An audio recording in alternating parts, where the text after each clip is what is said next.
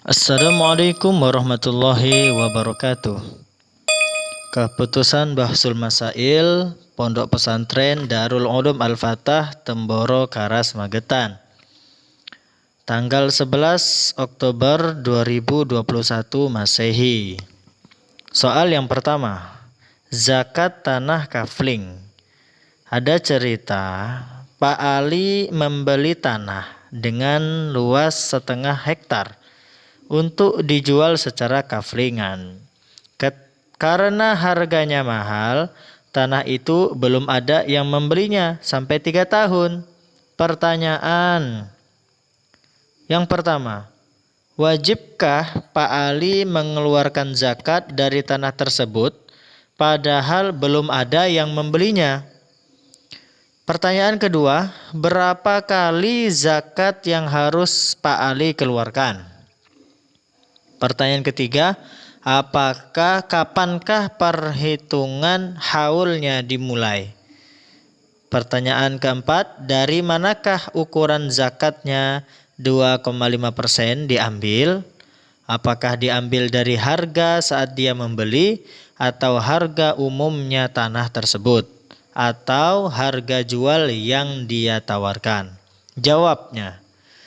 Jawaban yang pertama, wajib karena memenuhi syarat barang dagangan. Jawaban yang kedua, 3 kali.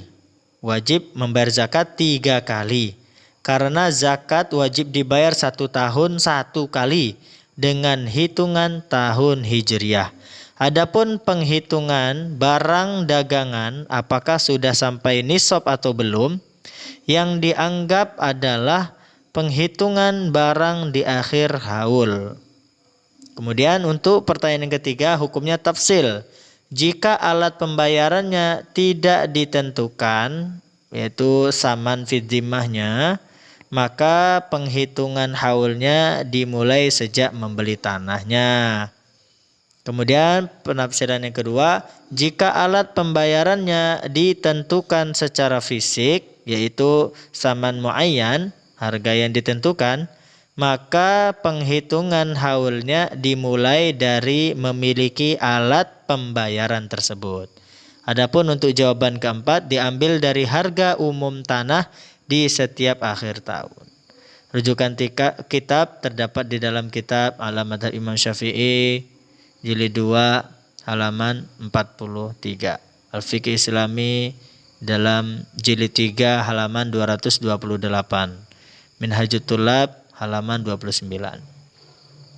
Soal yang kedua, hukum memajang patung di toko. Masail ini pernah terjadi tahun 2017-2018. Bagaimana hukum memajang patung di toko untuk memajang baju atau kerudung yang akan dijual? Nah, hukumnya diperinci.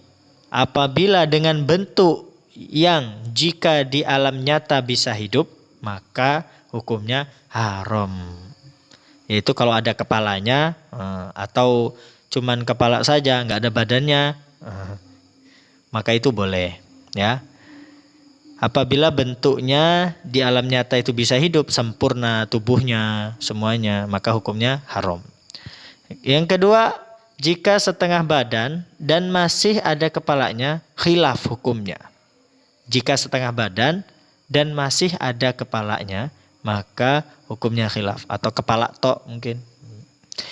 Perincian yang ketiga, jika tanpa kepala atau ada kepala tetapi tanpa wajah, maka sepakat hukumnya boleh. Kalau patungnya tidak pakai kepala atau cuman kepala saja, tapi kepalanya nggak punya wajah, maka sepakat para ulama hukumnya boleh memajang patung seperti itu. Terdapat di dalam kitab Mughnil Muhtaj ila Ma'rifati Al-Fadil Minhaj jilid 3 halaman 303. Al-Mawsu'ah Al-Fiqhiyah Al-Kuwaitiyah jilid 12 110. Hukum yang ketiga. Soal yang ketiga, hukumnya tato. Nah, sekarang ini lagi viral banget nih guys, tato nih. Jadi bagaimana ini pendapat kita mengenai tato nih? Jadi pendapat yang hati-hati seperti ini. Bagaimana hukum membuat tato atau minta dibuat tato? Nah, jawabnya menurut jumhur ulama, seluruh para ulama, mereka bersepakat bahwasanya membuat tato hukumnya haram. Membuat tato atau meminta dibuatkan tato hukumnya haram. Karena ada hadis sahih yang memang menjelaskan bahwasanya melaknat orang yang membuat atau minta dibuat tato. Bahkan sebagian ulama madhab Syafi'i seperti Imam Ibnu Hajar Al-Haytami dan ulama madhab Maliki seperti Imam Ibnu Rushd mengatakan bahwa perbuatan tersebut termasuk dosa besar. Waduh, ini bahaya ini guys, tato ini. Tapi ada keringanan. Adapun jika sudah terlanjur nih, karena kita baru buka ini konten, karena baru tahu hukumnya tato mungkin.